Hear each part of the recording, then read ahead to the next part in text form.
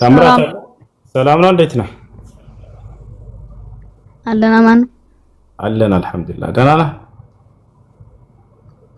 ደህና ነኝ። ጥያቄ ነበረኝ። እሺ ጥያቄ ምንድን ነው? ጥያቄ በአንተ አስተሳሰብ ያኔ ከሙስሊም ውጪ ገነት የሚገባ የለም ብለህ ታምናለህ አይደል?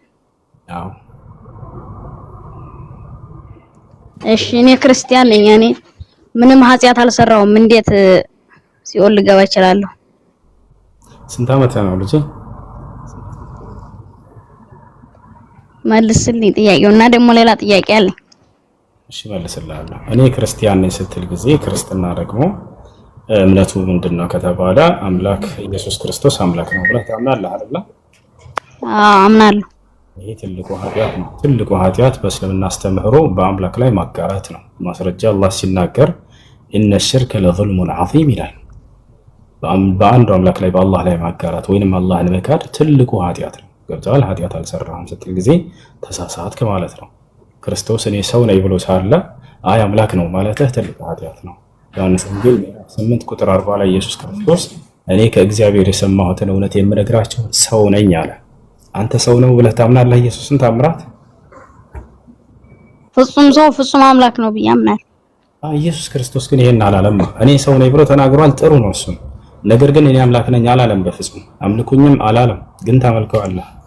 ይሄ ኃጢአት ነው። ሞትን ድል አድርጎ እንደተነሳ ታውቃለህ? ሞትን ድል አድርጎ አልተነሳም። አምላኩ ነው ያስነሳው። እንደ መጽሐፍ ከሄድን እንኳን ባያስነሳው አምላኩ ምን ይሆን ነበር የሚለውን መጽሐፉ ሲነግረን በስብሰው ይቀር ነበር ይለናል። እና አምላክ አይሞትም። ደግሞ ይሄ ልታውቅ ይገባል። እሺ ደግሞ ነብዩ መሐመድ ከሰሩት ተአምር ልትነግረኝ ትችላለህ? በትንሹ እነግርሃለሁ። አብሽር። የነብዩ መሐመድ ሰለላሁ ዐለይሂ ወሰለም ተአምራቶች በጥቂቱ ንገረኝ። ነቢያችን ሰለላሁ ዐለይሂ ወሰለም በጣም በርካታ ተአምራቶችን አድርገዋል። ከዚያ መካከል አንደኛው ምንድነው? ጨረቃን መክፈላቸው። ነቢያችን ሰለላሁ ዐለይሂ ወሰለም የመካ ሰዎች ጠየቋቸው፣ አንተ ሙሐመድ ሆይ ያ ሙሐመድ ኢንኩንተ ነቢይን አሪና አያ፣ አንተ ሙሐመድ ሆይ እንዳው ነቢይ ከሆንክ ነቢያት ተአምር ሰርተህ ያሳዩ ነበርና ተአምር ሰርተህ እንድታሳየን እንሻለን አሏቸው። የመካ ሰዎች በዘመናቸው ያሉ ሰዎች ፈአራሁም ምን ሽቃቅ አልቀመር፣ ይሄን ያዩ የአይን ምስክሮች የሆኑ ሰሃቦች ምን አሉ? ነቢዩ ሰለላሁ ዐለይሂ ወሰለም የጨረቃን መከፈል አሳያቸው ይላል። ነቢያችን ሰለላሁ ዐለይሂ ወሰለም ጨረቃን ከፍለው አሳያቸው ለእነዚያ ሰዎች። አንደኛ እሱ ነው። ሁለተኛ ምንድነው? ቁርአን ላይ ያሳያ ቀጥልሽ እሱ ላይ ያመለክታል። አላህ በቁርአን ላይ اقتربت الساعة وانشق القمر ይላል። ጨረቃዋ ተከፈለች ያለ ይናገራል።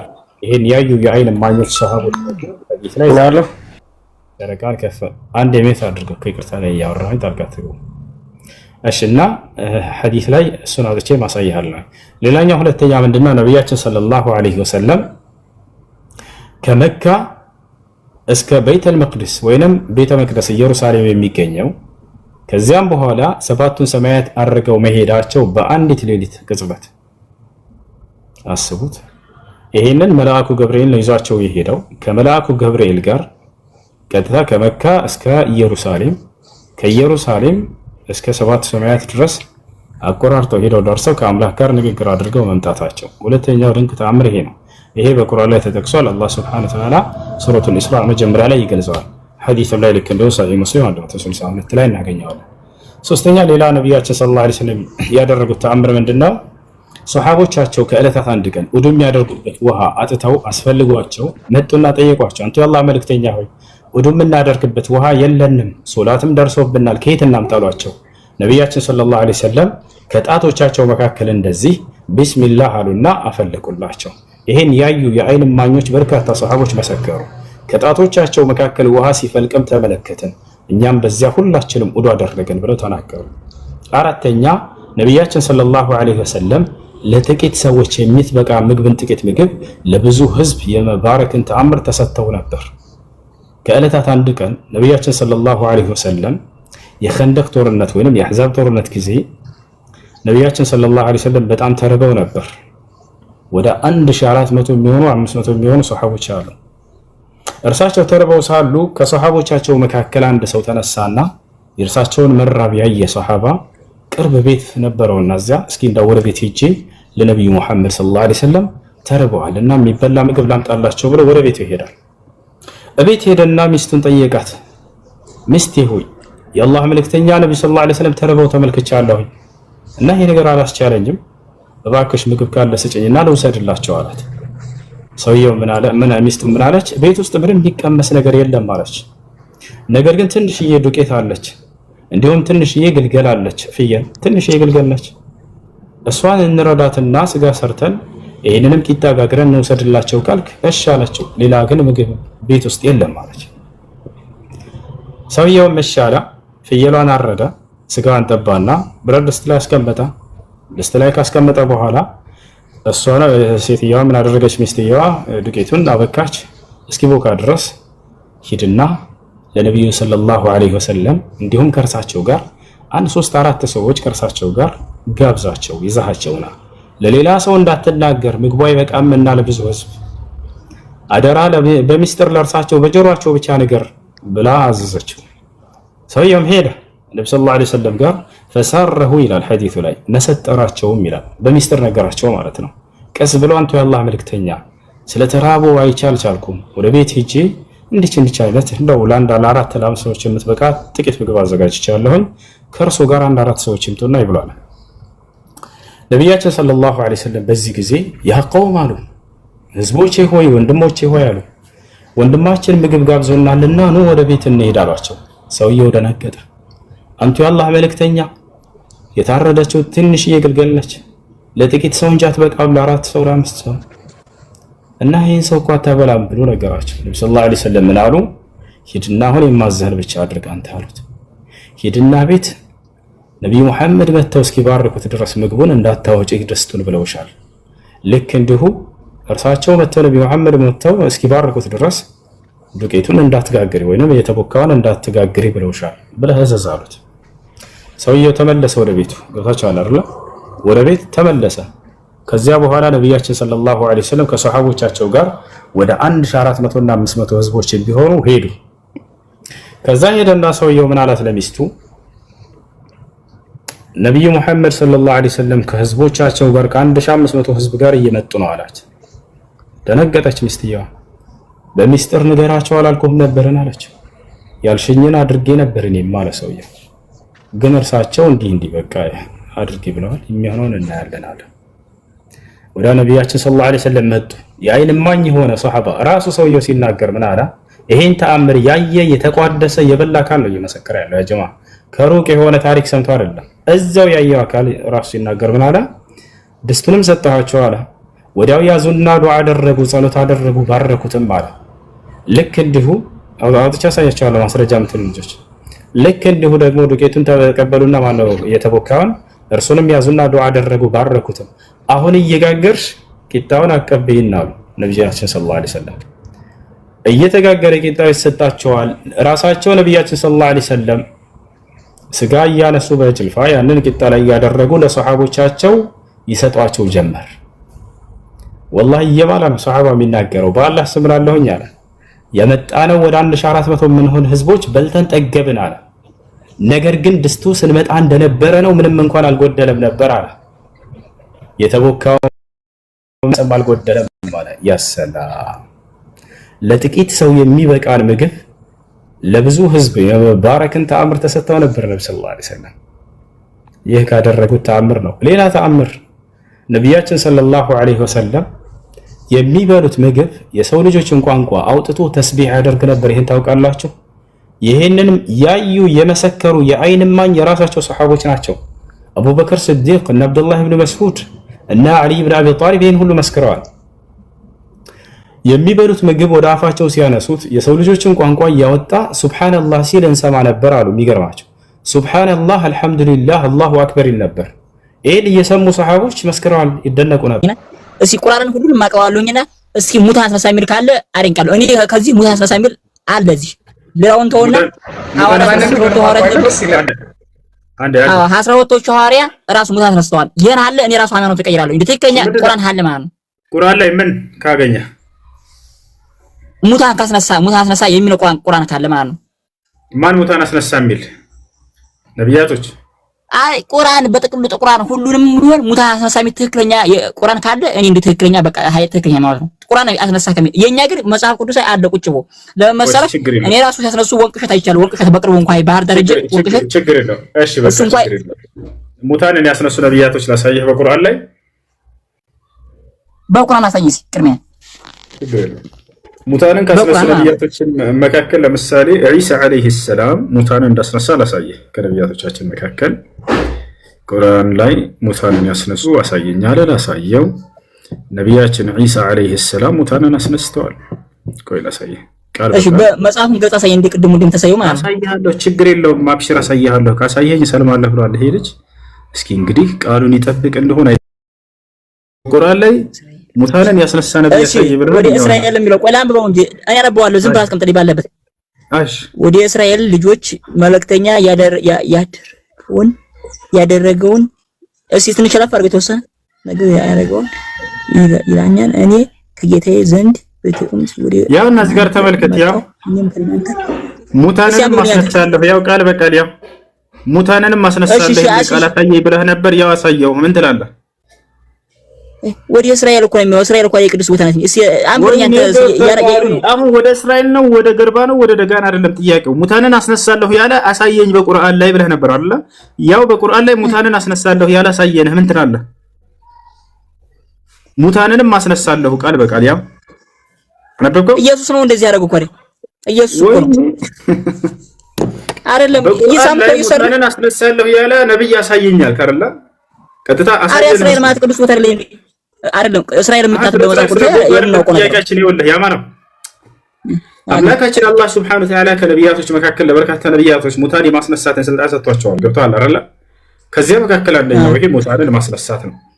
ልክ እንዲሁ ይህ ኢሳ አለይሂ ሰላም ሙታንን ያስነሳበት ቦታ ነው። አምላካችን አላህ Subhanahu Wa Ta'ala ልክ እንዲሁ በርካታ የሞቱ ሰዎችን በሺዎች የሚቆጠሩ ተነሱ እያለ ያስነሳባቸውን ከሙታን ላሳየህ ነው። ልጨምርልህ ይሄ ብቻ ነው ሌላ ልጨምርልህ። እሺ እኔ እኮ በመጽሐፍ ቅዱስ እስራኤል እንደ በቁርአን እስራኤል አይጨሰም ተሰማኩ ችግር የለውም። እሺ በቃ ይሄን ልተውና ሌላ ቦታ ላሳየህ። በሺዎች የሚቆጠሩትን ሙቱ ካለ በኋላ ወደ እነዚያ እነርሱ ስንት ብዙ ሺህ ሆነው ሞትን ለመፍራት ከሀገሮቻቸው ወደ ወጡት ሰዎች ዕውቀት አልደረሰምን? አላህም ለእነርሱ ሙቱ አላቸው፣ ሞቱም፣ ከዚያም ሕያው አደረጋቸው።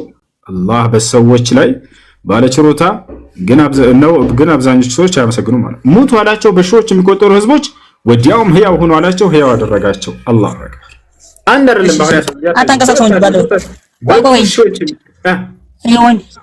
ወንድ የሚያዘ ባጠፋው እኔ ራሴ ማነበብኩት። እሺ አንብበው። እሺ ያው አብሽር ተራዙርልህ ካሜራ እሺ ባለበት ይቆም። እሺ በቃ ባለበት አብሽር ባለበት ይቆማል።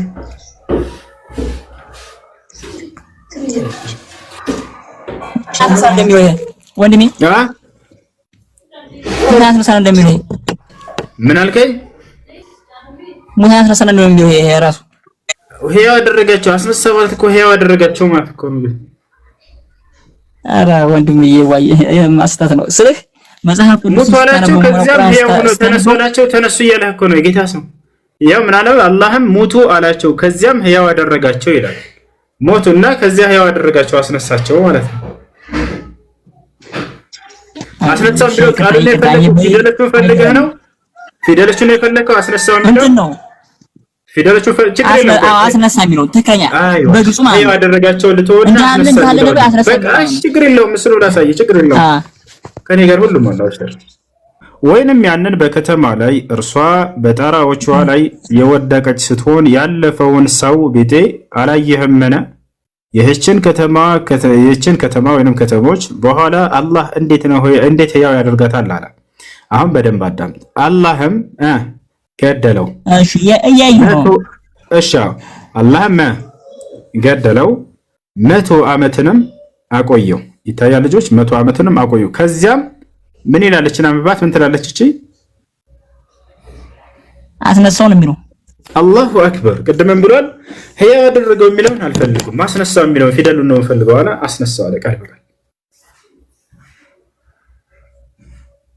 ያ አላህ ሱብሓነሁ ወተዓላ ያው ማስረጃ ሳይሆን አስነሳ ቢል ቃል በቃል አሁን ከመስለም ምንድነው ያገደ? ለምንድን ነው እስልምናን ማትቀበሉ?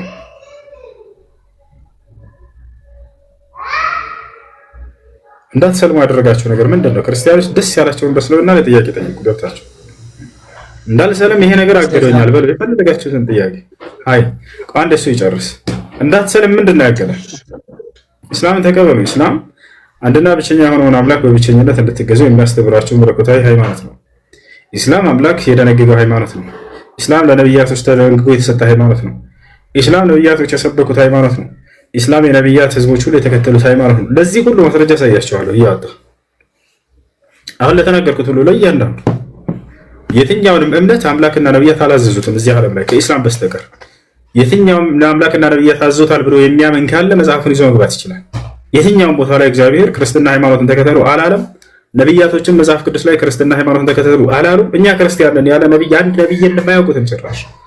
ነገር ግን ወደ እስላም ስትመጡ ጊዜ ነብያቶች ሁሉ አዘውታል፣ አምላክም አዘውታል። ነብያቶች ሰብከውታል ለተወለዶቻቸው ለልጆቻቸው ሁሉ። በዚህ ላይ ጥያቄ ያለው ቁርአንን የጻፈው ማን ነው? ክርስቲያን አይደለም የጻፈው? ኦኬ ክርስቲያን ጽፎታል ስለተባለው እንምጣላ። ሙስሊሞች ናቸው የጻፉት። ሙስሊሞች ናቸው የጻፉት። ክርስቲያን ልጅ ስለተባለው አቡ እክሳለ አስረዳስ ኩትክሳለ ላስረዳ ወይንም በቃ ሐሳብህን አንሳና በዚህ ላይ ልመልስ። እኔ ከጻፍኩት ውጪ ነብዩ መሐመድ ምን አንዳች ነገር አያውቅም ይል አለ። ጨረስክ? መለሰልህ እሱን። እሺ አዳምጠኝ። የነብዩ ሰለላሁ ዐለይሂ ወሰለም ቁርአን ጸሐፊዎች ክርስቲያን ነው የጻፈው ይሏቸዋል። ልክ ያ ሰው እንደጻፈ ቁርአንን ማለት ነው፣ ሌላ ሰው ማንም እንደሌለ። ነገር ግን የነብዩ ሰለላሁ ዐለይሂ ወሰለም ሰሃቦች ሁላቸውም ቁርአንን ይጽፉ ነበር። የነብዩ ሰለላሁ ዐለይሂ ወሰለም ኩታቡል ወህይ በጣም በርካቶች ናቸው። ሰዕድ ማን ለምሳሌ ዘይድ ብን ታቢት ትልቁ ጸሐፊ እንደውም እርሱ ነበር። እና አቡበክር ስዲቅ፣ ዑመር ብን አልኸጣብ፣ ዑስማን ብን አፋን፣ አሊ ብን አቢ ጣሊብ፣ ኡበይ ብን ከዕብ كذلك معاوية بن أبو سفيان አቡ ሙሳ አልአሽዓሪ እነ ሙዓዝ ብን ጀበል እነዚህ በርካቶች ሙሉ ጽፎ ያስቀመጡ ሰሃቦቻቸው ናቸው። እሺ አሁን ክርስቲያን ልጅ ስለተባለው ላስረዳችሁ። ያልከውንም የተናገረውንም እንሄድበታለን። በነብዩ ሰለላሁ ዐለይሂ ወሰለም ጊዜ ማንም ሰው እስልምናን መጥቶ ከተቀበለ እርሳቸው ቁርአንን ሲያስተምሩ ጊዜ መጥቶ መጻፍ ይችል ነበር። እኔም አንተም ሁላችንም። ከነዚያ መካከል አንድ ክርስቲያን ልጅ መጣ፣ እስልምናን ተቀበልኩኝ አለ። ከዚያም ከነብዩ ሰለላሁ ዐለይሂ ወሰለም ዘንድ ቁጭ ብሎ ቁርአንን ይጽፋል። ገብታችኋል አይደል? ቁርአንን ይጽፋል። ልጅ የጻፈው ቁርአንን የጻፈው ሲባል ጊዜ ልብ በል አንተ ተመስገን። የመሰለህ ምንድነው? ሙሉ ቁርአንን የጻፈ ነው አይደል የመሰለህ? አንዴ ሚኒቱን አንሳ እስኪ ተመስገን።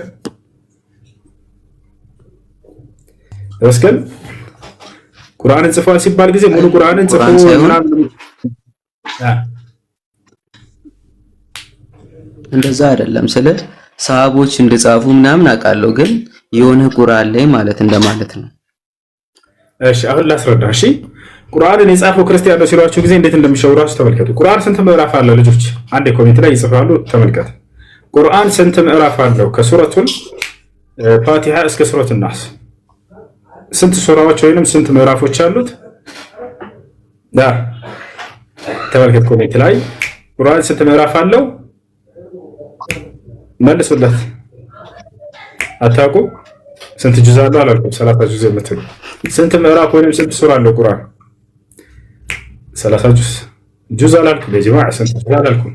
አታውቁም? የቁርአን ምዕራፎችን 600 አይደል? 114 አንድ ላሳየህ። እሺ ተመስገን። ቆይ ላሳየህ የቁርአን ምዕራፍ ወይንም ሱራዎች ማለት ነው። ላሳያችሁ።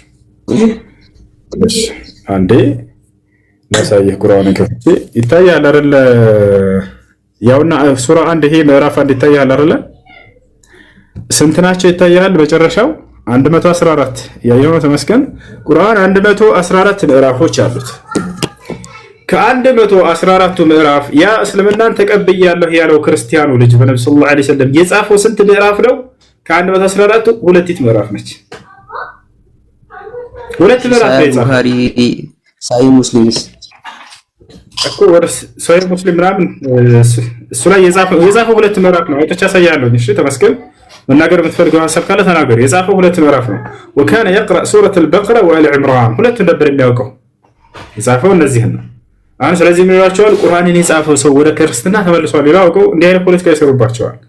ነገር ግን የጻፈው ስንት ነው? 2 ምዕራፍ ነች። አሳያለሁ። ሐዲስን አውጥቼ ሁሉንም አሳያለሁ። እሺ አሁን እንቀጥል። ያን ከጻፈ በኋላ ይሄ ልጅ ከእስልምና ወጣሁኝ አለና ተመለሰና ወደ ክርስቲያኖች ጋር ሄደ። በዚያ ጊዜ ማለት ነው በዘመኑ ያሉ ክርስቲያኖች አዎ አሳያለሁ፣ ሁሉንም አሳያለሁ። እያንዳንዱን የምናገረውን ቃል አሳያለሁ። ወደ ክርስትና ተመልሶ ነበር ልጁ። ሄደና ወደ ክርስትና ተመለሰ። እስልምናን ተቀብያለሁ አለና ከዛ ወደ ክርስትና ሄደ። ከዚያ በኋላ ክርስቲያኖች በጣም ደስ አላቸው። በቃ ይሄ ልጅማ በቃ የነብዩ መሐመድ ጸሐፊ ነበርኩ፣ ስለዚህ ክርስትናን ተቀበለ፣ በቃ ካደ ብለው ጨብ ረገድ። በጣም ተደሰቱ። ክርስቲያን ነበር የሚል ማስረጃ ታመጣልኛል? አንዴ እባክህን ተመስገን፣ አንዴ ልጨርስና ከዚያ ሙሉ ማስረጃውን አውጣልሃለሁ። ክርስቲያን የጻፈው ያልከው ልጅ ይሄ ልጅ ወደ ክርስትና ተመለሰ ይላል። ቃል በቃል አሳያለሁ። ከዛ ክርስቲያኖች ያንን ተቀበሉት። ያንን ልጅ በደስታ ተቀበሉት። ክርስትናን የተቀበለ የነብዩ መሐመድ ጸሐፊ ነበር ብለው ልክ እንደዛሬው አናፈሱ። በቃ ከዛ ይሄን ካደረጉ በኋላ ምን ብሎ ተናገረ? በዚያው በመካከላቸው እኔ እኮ ነበርኩ ለሙሐመድ ምጽፍለት አለ። ተመልከተው፣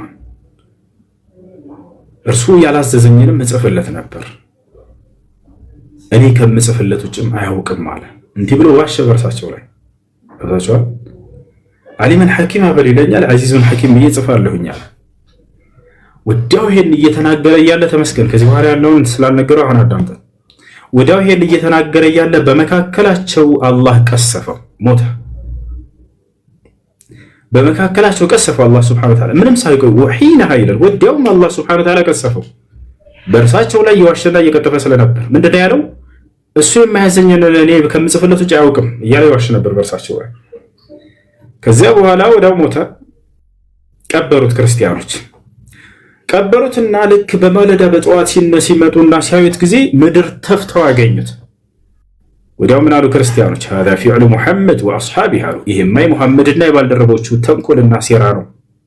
لما هرب منهم نبشوا عن قبره ورموه ከእነርሱ በሸሸና ወደ ክርስትና በመጣ ጊዜ መቃብሩን ቆፍረው አውጥተው ሙሐመድና ተከታዮቹ ወርውረውት ነው አሉ፣ አውጥተውት ነው አሉ። ስለዚህ ሌላ መቃብር እንቆፍራሉ። ከመጀመሪያው ራቅ ያለ አስምጠው ቆፈሩ። አሁንም እንደገና ከቀበሩትና ከሄዱ በኋላ በማለዳ ሲመጡ ጊዜ አሁንም ምድር ተፍተው አገኙ። አሁንም ድጋሜ ምን አሉ? هذا فعل محمد ይህ ያለምንም ጥርጥር የሙሐመድና የተከታዮቹ ስራ ነው። ከነርሱ ሸሽቶ በመጣ ጊዜ ነብዩ ሰለላሁ ዐለይሂ ወሰለም እና ሰሃቦች ተዘራራቸው ማስተውታል። በዛው ልክ ዛሬ የፖለቲካ እንደሚሰሩት ስለኛ እንዲህ ይላል ምናምን ላኛ ተዛትሉንም ተዘላላቸው ነብዩ ሰለላሁ ዐለይሂ ወሰለም የህይወት እንትራቸው ትምህርታቸውን እየቀጠሉ ነው። እዛው ግን እነሱ ምን ይላሉ? እዚህ የነሱ ሴራ ነው አሉ። ልክ እንደ ዛሬው እንዲህ አይነት ጨዋታ ይጫወታሉ። የሆነ ድራማ ይፈጥሩና አንድ ሰው መጥቶ ወደ እስልምና ሲገባ ከዛ በእኛ መጥቶ ድራማ ሊሰራ በመካከላችን ምናምን ሙስሊሞች እንዲላደርጉ ወላሂ ተዘለ ነው ድራማ በሃይማኖት ላይ ያንን ስራቸውን በዚያን ጊዜ ከዛ ጊዜ ጀምሮ የጀመረ ነው እንዲህ አይነት ተንኮልና ሴራ ማለት ነው። ሙሐመድና ተከታዮች ናቸው ብለው አሁን በድጋሚ ይሄን አደረጉ። ሁለተኛውን በጣም ቆፈሩና በጣም አስብተው ቆፈሩት። አሁንም የሁለት ያንንም ተፍተው ሲያገኙ ጊዜ ሙሐመድና ተከታዮች ነው አሉ። ለሶስተኛ ጊዜ ከሁለቶቹ በበለጠ መልኩ ቆፈሩ ይላል ሐዲሱ ላይ። በጣም አስብተው ቆፈሩና በሶስተኛው ጊዜ አሁንም ቀበሩት። ልክ በማለዳ ሲመጡ ለሶስተኛ ጊዜ ምድር ተፍተው አገኙ። ሐዲሱ መጨረሻ ላይ ምን ይላል? فعلموا انه ليس يعني من الناس ከዚያም በኋላ ይሄማ ከሰው አይደለም ብለው አመኑ። ከአምላክ እንደሆነ መቅሰፍት እንደሆነ ተረዱ። ከዚያስ ምን አደረጉት? ተውት። በቃ በዚያው የአሞራራት ሁሉ ቀረ። ገብቷል? ከአምላክ እንደሆነ አወቁ። ከሰውም እንዳልሆነ ይሄ ነገር የአምላክ ቅጣት እንደሆነ በእርሱ ላይ በነብዩ ሰለላሁ ዐለይሂ ወሰለም ላይ በመዋሸቱ ምክንያት ጳውሎስ በእስልምናው አለ፣ በቁርአን አሁን ጅብሪል አለ፣ ገብርኤል ነው። ጳውሎስ አለ። ማን ነው ግን ጳውሎስ? ጳውሎስ ገሃነም ውስጥ የሚገኝ ታላቅ የከሃዲያኖች የኩራተኞች መቅጫ የሆነ የገሃነም ክፍል ጳውሎስ ተብሎ ይጠራል በእስልምና።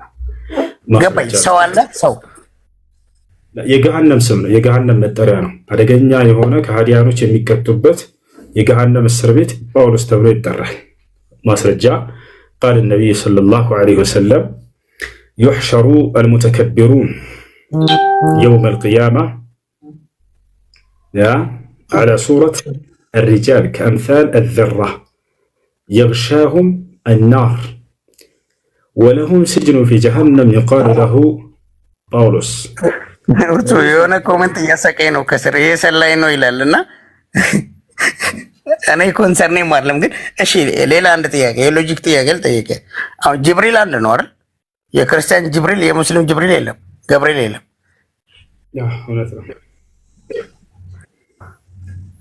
ከባድ ነው በቃ ማለት ርቀቱ እኮ ከባድ ነው በቃ እስልምናና ክርስትና ላይ ማለት በእስልምና ኢሳ ነብይ ነው ለኛ ደግሞ አምላክ ነው ፈጣሪ ነው በክርስትና ክርስትና የሚባል የለም ኢሳ ኢየሱስ የማያውቀውም አምላክ የማያውቀውም እያልኩህ እኮ ነው አንድ ነገር ላንሳላችሁ እስከዛሬ ነው ብዙ የተሸወደበት ነገር ቆይ በእስልምና እንደዚህ ነው ይላሉ ከዚያስ በክርስትና ግን እንደዚህ ነው ላላላ በክርስትና የሚባል ነገር የለም መጽሐፍ ቅዱስ ላይ እኮ ራሱ እያልኩህ ነው ያለን ነገር አነጻጽር እንጂ የሌለን ነገር ታነጻጽራለህ እንዴ እስልምና አምላክ ቃል በቃል እስላምን ተከተሉ ብሎ ቃል በቃል ያዘዘው ሃይማኖት ነው መጽሐፍ ቅዱስ ላይ ከኦሪት ዘፍጥረት እስከ ራዕይ ድረስ እግዚአብሔር የትኛውን ቦታ ላይ ክርስትና ሃይማኖትን ተከተሉ አላለም ክርስትና ሃይማኖት ትክክለኛው ሃይማኖት ነው ብሎ አያውቅም አምላክ የማያውቀው ነብያቶች የማያውቁት አንድ ነብይ ክርስቲያን ነኝ ያላለ የለም ሙስሊም ነብያቶች ግን በቁርአን ላይ ስትመጡ ጊዜ እኔ ሙስሊም ነኝ ይላሉ ለምሳሌ ኖህን እንውሰድ ኖህ ምን አለ ወኡምርቱ አን አኩነ ሚነል ሙስሊሚን አለ እኔ ከሙስሊሞች እንደሆን ታዝዣለሁኝ አለ ያው ዮሴፍ ምን አለ ተወፈኒ ሙስሊመን ወአልሂቅኒ ቢሷሊሒን አለ አምላክ ያላህ ሆይ ሙስሊም አድርገህ ግደለኝ አለ ገብታችኋል ነገር ግን መጽሐፍ ቅዱስ ላይ አንድ ነብይ ማለት ነው አንድ ነብይ ለታሪክ እኔ ክርስቲያን ነኝ ያለ ነብይ አለ የለም እስኪ ንገረን እናንተ እኔ አላቅም ግን አንድ የሚገባኝ ነገር አለ እሺ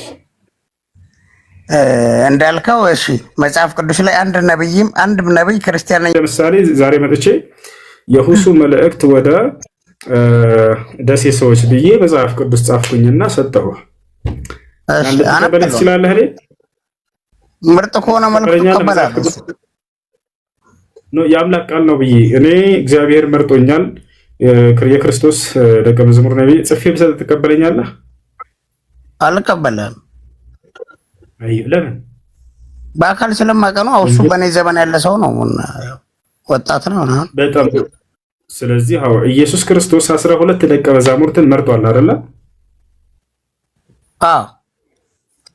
አዎ ከነዚያ ከሐዋርያት ከ12ቱ መካከል ናቸው የጻፉት አይደል ይሄን ወንጌል መጽሐፍ ቅዱስን ኢየሱስ ክርስቶስ የመረጣቸው አሁን እንዳልሳሳት ነው እኮ ነው ማለት እኔን ወቢ አድርገህ አሁን እኔ በሳሳት ክርስቲያኖች እንደዚህ ያሉ ቅድም እንዳልከው ማለት ነብያችን የአብርሃም ዘር መሆኑን አልከው ወሬንቶና የምታውቀው ነገርን ካላወቀ ከሰው ጋር ነው ችግር የለውም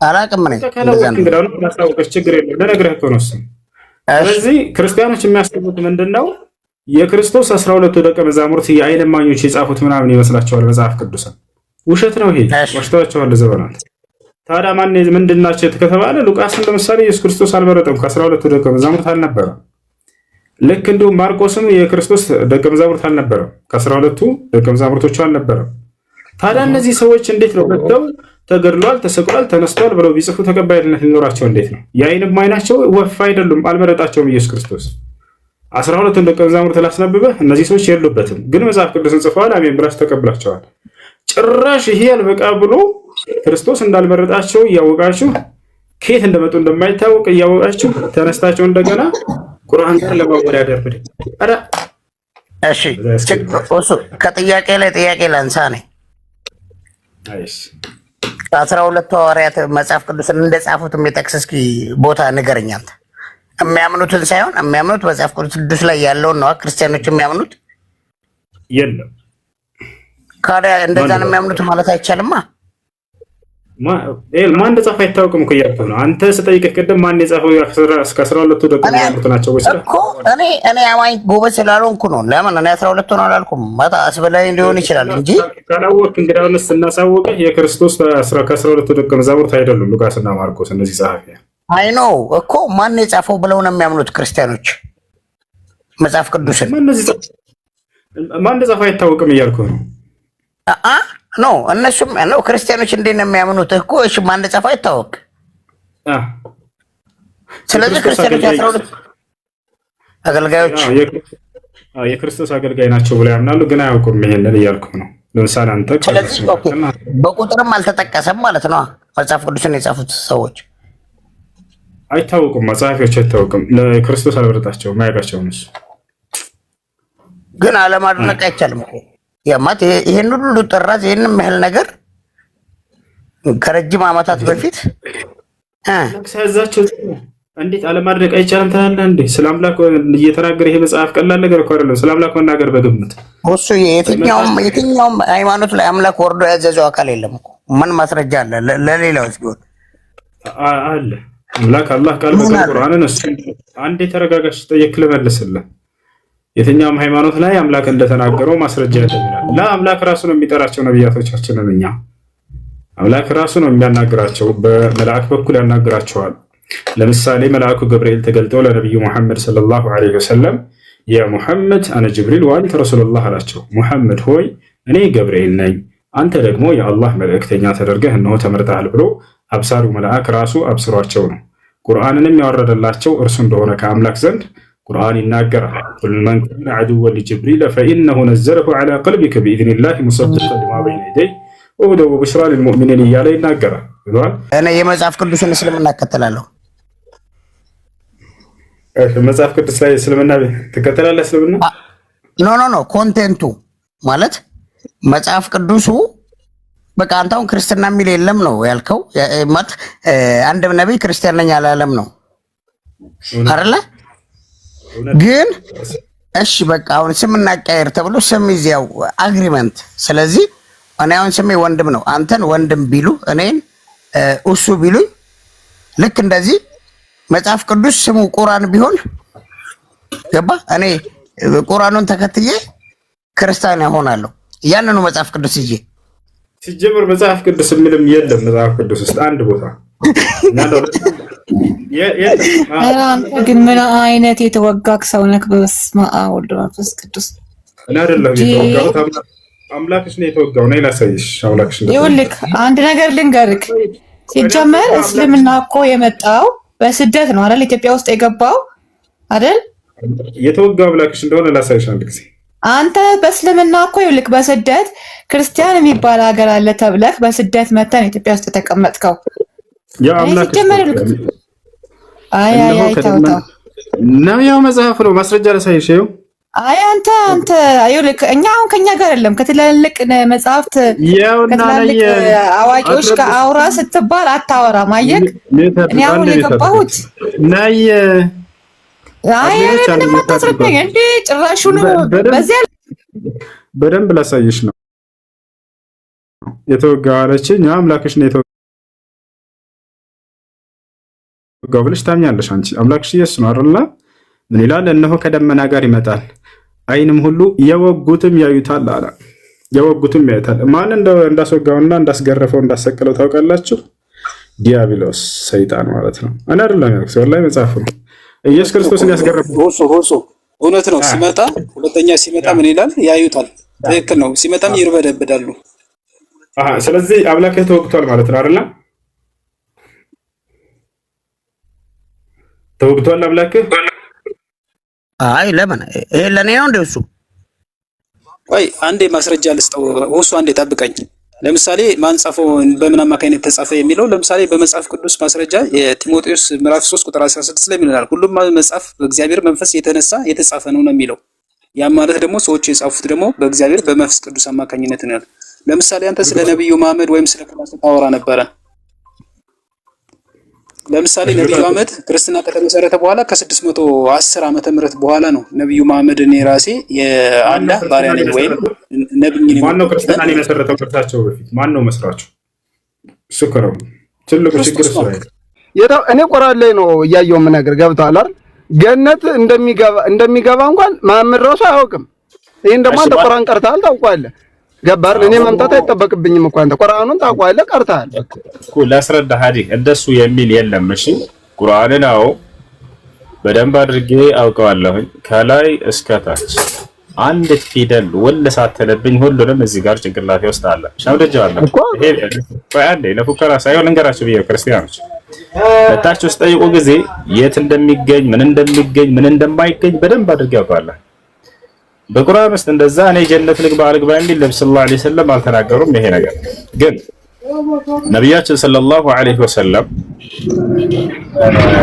ብለው ተናግረዋል። ስለ ጀነት ስለ መግባታቸውና ስላለመግባታቸው የተናገሩት ነገር አለ ወይ ብለህ ብትጠይቀኝ ላስረዳ። ነቢያችን ሰለላሁ ዐለይሂ ወሰለም ጀነት እንደሚገቡ ተናግረዋል ወይ? እርግጠኛ ናችሁ ወይ በዚህ ነገር ላይ? አዎ በደንብ አድርገን ነቢያችን ሰለላሁ ዐለይሂ ወሰለም ስለ ራሳቸው ስለ ጀነት ስለ መግባትና ለመግባት ሲናገሩ ምን አሉ?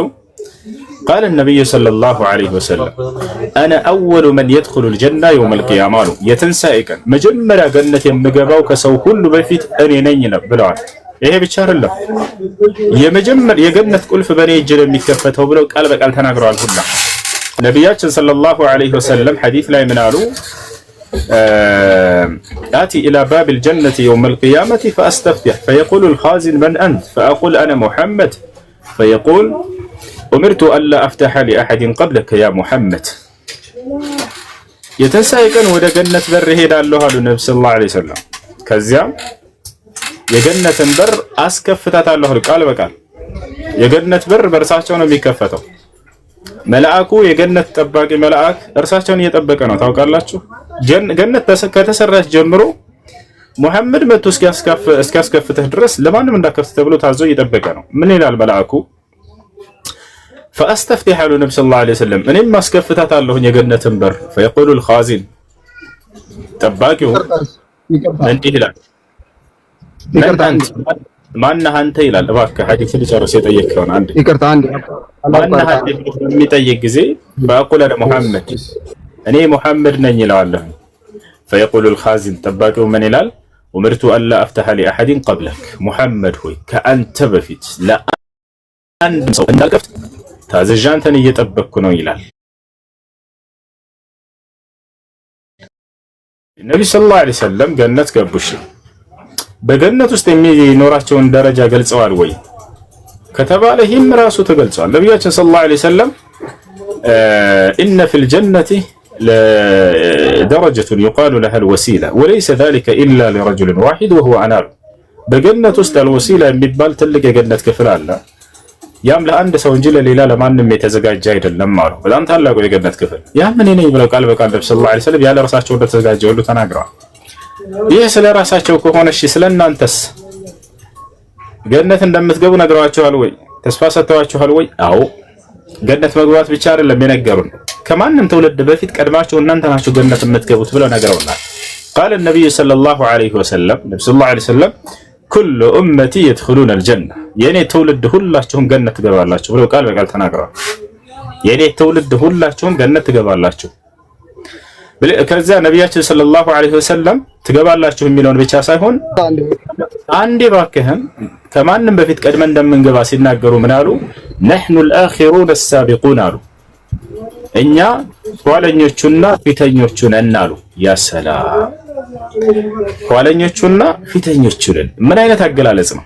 ይሄን አገላለጽ ክርስቶስ መጽሐፍ ቅዱስ ላይ ይጠቀማል። ገነት ሰዎች እንደሚገቡ ከተናገረ በኋላ ክርስቶስ ነገር ግን ኋለኞች ፊተኞች ይሆናሉ ብሎ ተናገረ። ነብዩ ሰለላሁ ዐለይሂ ወሰለም ቃል በቃል ምን አሉ? እኛ ነን ኋለኞቹና ፊተኞቹ ብለው ራሳቸው ተናገሩ። ምን ማለት ነው? ተረጋጋ። ገነት ስለመግባታቸውና ስለመግባታችን ጠይቃለህ አይደለ? ተረጋጋ። የመጨረሻ ነው ስፖርሾይ ነብዩ ሰለላሁ ዐለይሂ ወሰለም ምን አሉ? نحن الآخرون السابقون እኛ ነን ኋለኞቹና ፊተኞቹ አሉ። ምን ማለት ነው? ኋለኞች ብሎ ማለት ከትውልድ ኋላ መጨረሻ ስለመምጣታችሁ ነው አሉ። ፊተኞች ያልኳችሁ ደግሞ ነገ የትንሣኤ ቀን ከማንም ትውልድ በፊት ቀድማችሁ ገነት ስለመግባታችሁ ነው አሉ። ያ ሰላም። ስለዚህ ነብዩ ሰለላሁ ዐለይሂ ወሰለም ትውልዳቸው ሁላችሁም ገነት ናቸው ብለው ተናግረዋል። ከማንም በፊት ቀድማችሁ የትንሣኤ ቀን እናንተ ናችሁ የምትገቡት ብለው ተናግረዋል። አሁን መቀጠል ትችላለህ። እሺ እንደ ሳይንስ አሁን ለምሳሌ 1 ሲደመር 1 እኩል ይሆናል 3 ነው የሚመጣው።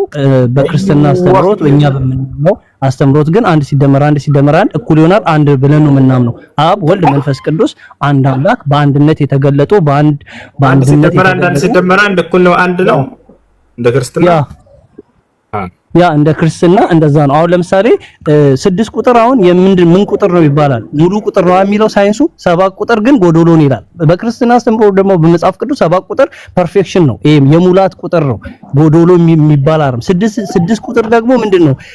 ጎዶሎ ቁጥር ነው፣ የሰው ቁጥር ነው። አሁን ለምሳሌ 7 ቁጥር የአምላክን ወይም ደግሞ ሙላትን የሚገልጽ ሲሆን 6 ቁጥር ደግሞ 666 የሰይጣን ቁጥር ነው፣ የድክመት ቁጥር ነው። ስለዚህ እኛ እንደ ዓለም ወይም ደግሞ እንደ ሳይንስ ሳይሆን የምንሄደው እግዚአብሔር እንደፈቀደልን እርሱ እንዳስተማረን 1 ሲደመር 1 እኩል ይሆናል 5 ነው ካለን እኛ ስለ ሳይንሱ ምን አገባን? 5 ነው የምንለው። ያስተማረን እግዚአብሔር 1 ሲደመር 1 እኩል ነው 1 ብሎ እግዚአብሔር ያስተማረ የቱ ጋር?